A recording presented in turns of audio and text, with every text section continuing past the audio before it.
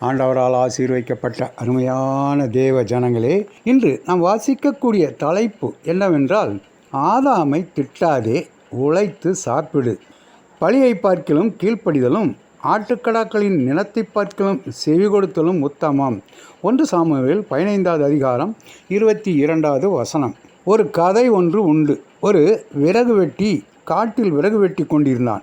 ஒவ்வொரு முறை வெட்டும் போதும் ஆதாமே ஆதாமே என்று கூப்பிட்டு கொண்டே வெட்டினான். அந்த வழியே வந்த போதகர் ஒருவர் அவனை பார்த்து, ஏன்பா ஒவ்வொரு முறையும் ஆதாமே ஆதாமே என்று சொல்லிவிட்டு வெட்டுகிறாய் என்று கேட்டார். அதற்கு அவன், ஆதாம் மட்டும் அன்றைக்கு கடவுளின் வார்த்தையை மீறி பாவம் செய்யாதிருந்தால் நாம் சபிக்கப்பட்டு நெற்றி வேர்வை சிந்தி பாடுபட வேண்டாமல்லவா என்று கூறினான்.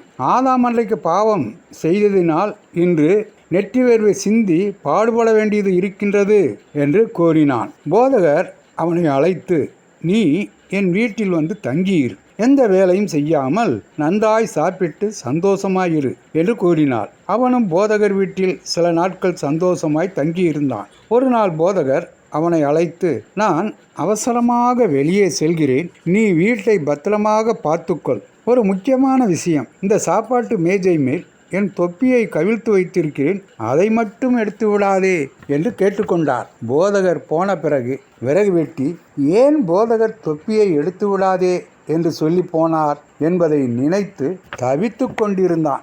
கடைசியில் இந்த தொப்பிக்கு அடியில் என்னதான் இருக்கிறது என்று பார்த்துவிடலாம் என்று தொப்பியை எடுத்தான்.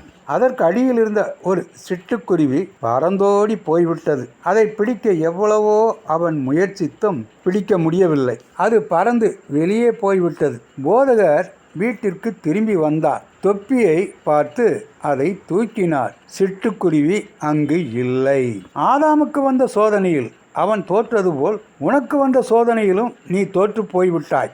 இனிமேல் ஆதாமை திட்டாதே, உழைத்து சாப்பிடு என்று அவனை வீட்டிலிருந்து அனுப்பிவிட்டார். பிரியமான தேவ ஜனங்களே, இந்த கதையிலிருந்து நாம் கற்றுக்கொள்வது என்னவென்றால், கீழ்ப்படிதல் என்பது எவ்வளவு முக்கியம் வாய்ந்தவை என்பதை நாம் அறிய வேண்டும். பூமி உன் நிமித்தம் சபிக்கப்பட்டிருக்கும், நீ உயிரோடு இருக்கும் நாளெல்லாம் வருத்தத்தோடே அதன் பலனை புசிப்பாய் என்றார். இதனால் மனிதர்கள் கடினப்பட்டு உழைத்து சாப்பிட வேண்டிய நிலைக்கு தள்ளப்பட்டார்கள். தேவன் நம்மை சிருஷ்டித்தவர், அவருக்கு நாம் கீழ்ப்படிந்து நடக்க வேண்டும். கீழ்ப்படிந்தால் ஆசீர்வாதம், இல்லை என்றால் சாபம்தான் வரும். ஆண்டவரே, பழியை பார்க்கிலும் கீழ்ப்படிதலும் செவி கொடுத்தலும் உத்தமம் என்பதை புரிந்து கொள்ள எனக்கு உதவும் என்று நாம் நம் தேவனை நோக்கி ஜெபிக்கலாமா?